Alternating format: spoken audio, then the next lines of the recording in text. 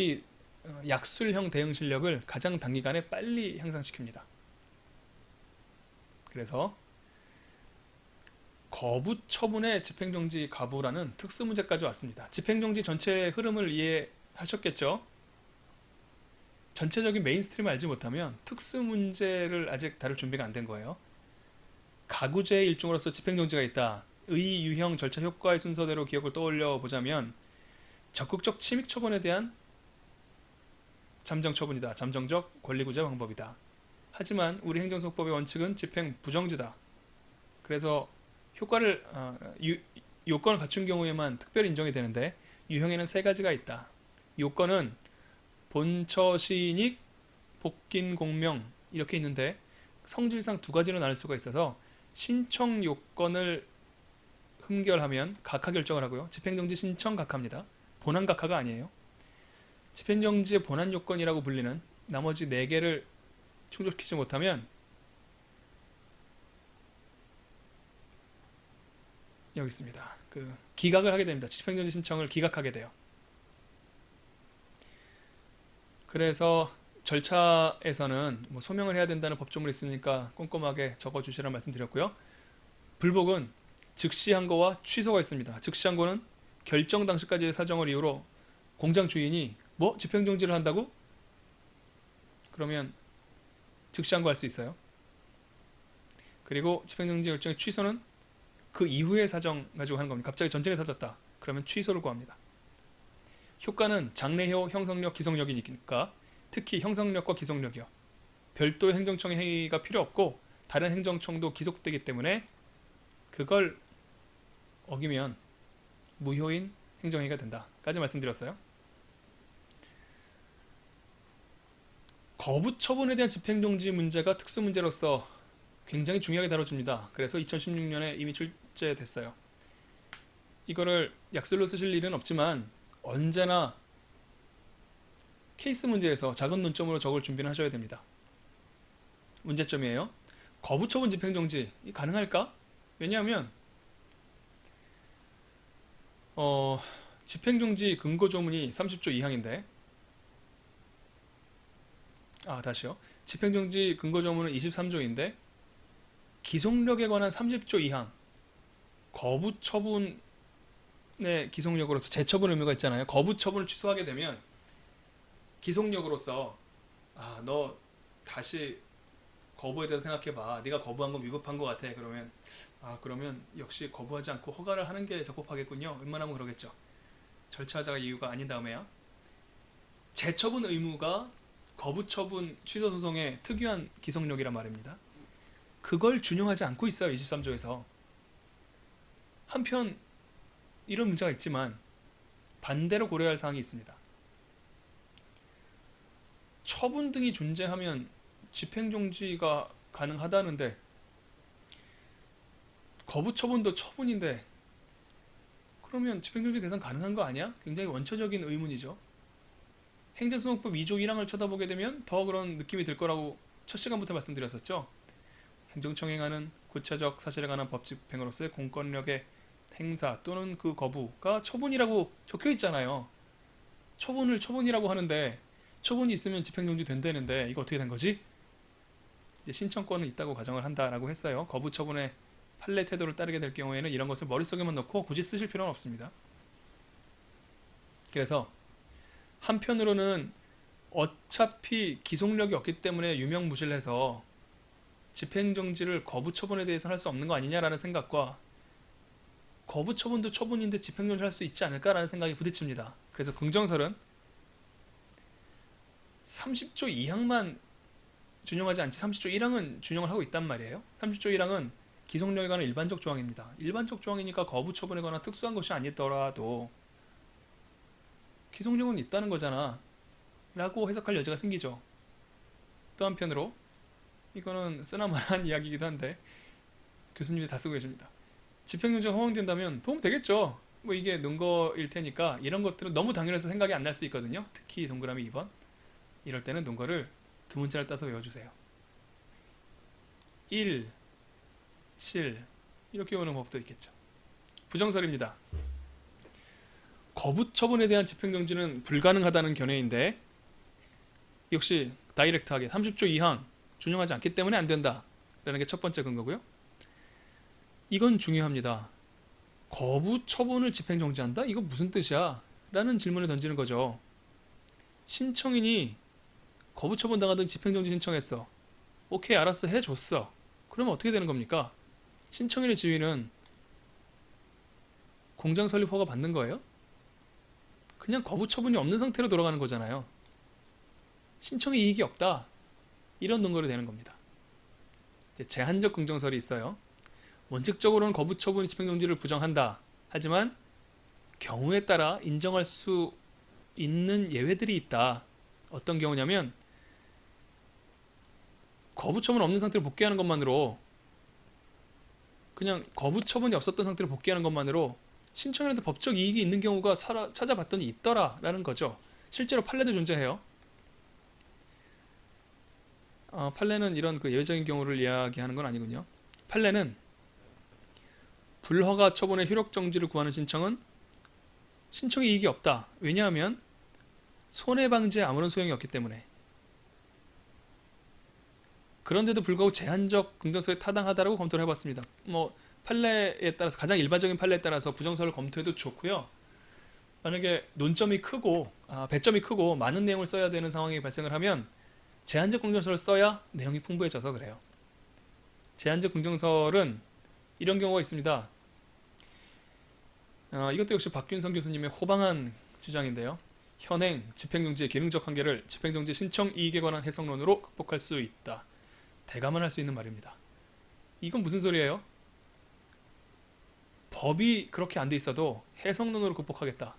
해석에 관한 자신의 권위를 확신하는 사람이 아니면 나올 수 없는 말입니다. 중요한 논건 그 다음인데요. 거부 처분이 그 거부 처분 자체의 효력이 존속되거나 절차의 속행으로 중대한 손해가 발생하는 경우가 있다는 거예요. 그러니까 말을 뒤집어서 다른 방식으로 표현을 하면은요. 집행정지만으로 그 신청 내용에 대한 기득의 지위를 인정할 수 있는 경우가 있습니다. 실제로 있어요.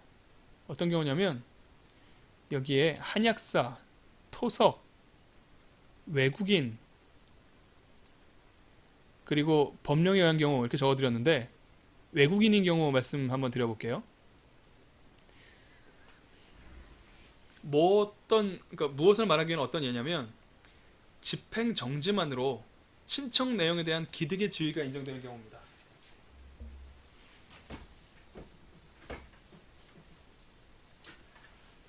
외국인 근로자가 한국에서 근로하기 위해서 체류 허가를 받았습니다. 그래서 열심히 근로를 했어요. 근데 제도가 아직 많이 좀 미흡해서 오랫동안 근무를 하실 수는 없고 때가 되면 이제 출국을 하도록 유도를 하죠. 체류 기간이 만료됐습니다. 만료됐어요. 그랬는데 더 일을 해야 됩니다. 고국에 있는 처자식을 봉양을 해야 돼요. 그래서 또 3년 연장 신청을 했어요. 연장 신청을 이때 했겠죠. 바로. 근데 거부를 당했습니다. 행정청이 거부했어요. 외국인이 연장 신청을 했는데 행정청이 거부했습니다. 그럼 이 거부 처분을 상대로 취소 소송을 제기를 한 거예요. 현재 체류 허가 연장이라는 처분은 발령되지 않았습니다. 하지만 거부가 떨어지게 되면 거부 처분이 있게 되면 이 사람은 더 이상 처리 자격이 없죠. 이미 완료됐으니까. 그러면 출입국 관리소 직원들에게 적발되면 강제 추방당하겠죠. 하지만 이 사람은 아직 추방되지 않은 상태에서 이 연장 신청 거부 사실만 정지가 되면 어쨌든 남아있을 수 있다고요. 뭐 좀 쾌적하지 않은 무슨 뭐 그 인천공항 출입국 심사장 이런 데 구류돼 있을 가능성도 있고 뭔가 쾌적하지 않은 곳에 있을 가능성은 있겠지만 당장 추방을 면할 수 있는 이익이 있을 거 아닙니까? 이런 경우처럼 다른 경우도 마찬가지예요. 한약사 국가시험 응시를 하려고 그랬었는데 뭐 무슨 국가가 지정하는 과목을 이수해야 되는데 안 했기 때문에 응시할 수 없다 너는. 그런 경우에도 응시에 대한 거부 처분, 당장 시험을 볼 수 있도록 해달라. 시험을 볼 수 있는 거부 처분이 없으면 시험은 볼 수 있는 자격이 임시로 생기는 셈이잖아요. 집행 정지만으로 신청 내용에 따른 기득의 주의를 해석사 인정할 수 있는 경우라는 겁니다. 토속 채취 허가와 뭐 법령에 의한 거부 처분, 이것에 대해서도 또 설명드릴 기회가 있을 거예요. 그렇게 해서 거부 처분의 집행 정지에 대해서는 문제점을 정확하게 써주시면 긍정설, 부정설은 자동으로 나와요. 판례를 암기해야 되고요. 이해해야 될 것은 제한적 긍정설입니다. 그리고 거기서 키워드는 집행 정지만으로 기득의 주의를 인정할 수 있는 경우가 있더라.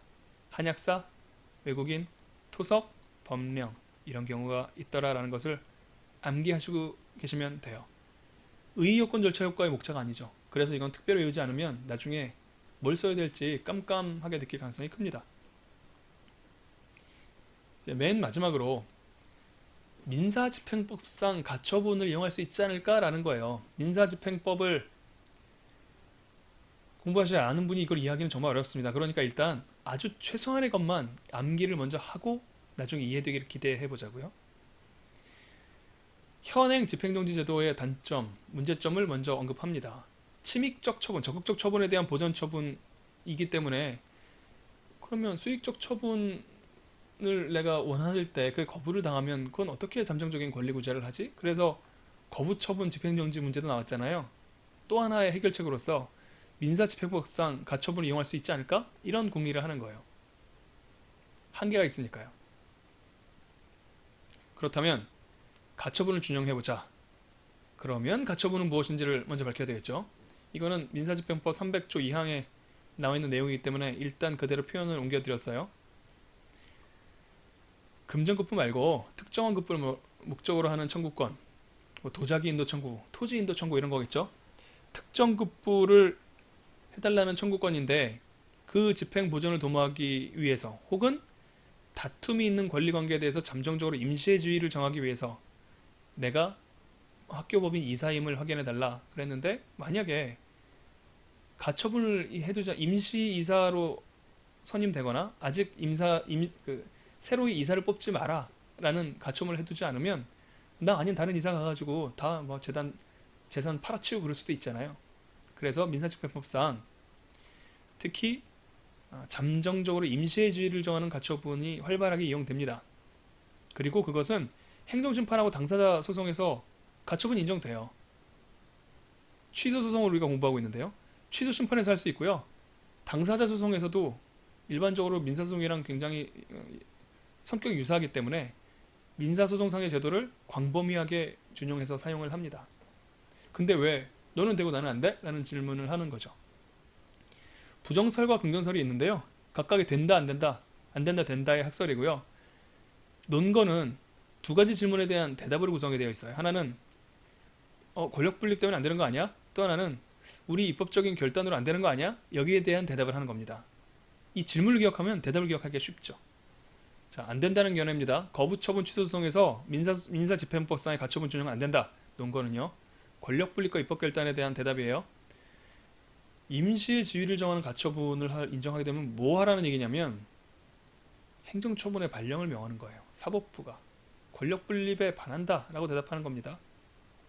또 하나는 행정소송법의 집행정지만 규정하고 있잖아요. 이거는 민사집행법상 가처분, 적극적 처분을 원하는 그러니까 그 침익적 처분에 대한 거 말고 수익적 처분에 대한 적극적인 행정청의 임시 행정작용, 이걸 배제하기 위한 입법적 결단이다 라고 주장하는 거예요. 긍정설은요, 조금 더 당사자 권리 구제를 위해서 폭넓게 유연하게 해석을 합니다. 된다고 하고요. 논거는 역시 이 질문에 대한 대답입니다. 기능적 권력 분립이라는 거죠. 가처분을 인정함으로써 국민의 권리 구제 실효성을 확보한다. 권력 분립 왜 하는데, 기능적이란 말이 들어가면 원 취지로 돌아가자는 뜻이거든요. 권력 분립 왜 하는데, 당사자 권리 구제 하려고 하는 거잖아. 뭐 행정부, 입법부, 사법부 셋 다 잘 먹고 서로 견제하면서 잘 먹고 살게 해주려고 하는 게 아니라 국민의 권리 구제를 위해서 권력 분립하는 거잖아요. 국민의 권리 구제에 유리한데 왜 안 해주려고 그래? 라는 것이 기능적 권력 분립에 부합한다라는 설명입니다. 그리고 행정소송법에서는 8조 2항이 있습니다. 뭐 성질이 허용하는 한 민사소송법, 민사집행법, 법원조직법 여기 있는 조문들을 준용하고 있거든요.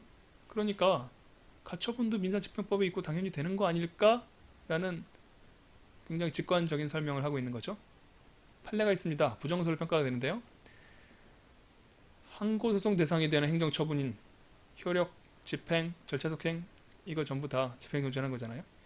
집행정지 신청은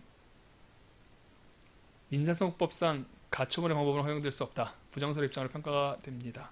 그래 부정설이 타당한데요. 가장 결정적인 이유가 이겁니다. 의무이행소송이 없잖아요. 이행소송이 없는 겁니다. 민사소송에선 대부분이 이행소송이거든요. 이행소송이 있기 때문에 무엇을 이행하라 라는 판결이 나올 수가 있잖아요. 그런데 그런 판결을 하기 전에 그 이행할 수 없는 상태를 저질러버리면 안 되기 때문에 가처분을 인정해 주는 거거든요. 민사소송에서는 가처분에 대응하는 본안소송이 있다고요. 근데 행정소송에는 가처분에 대응하는 본안소송이 사실은 없습니다. 그래서 뭐 인정하기가 대단히 어려운데 법은 깡패니까요. 개정안에서는 가처분을 인정하고 있습니다. 그래서 잠시 쉬었다가 행정소송의 심리 계속 공부하도록 하겠습니다.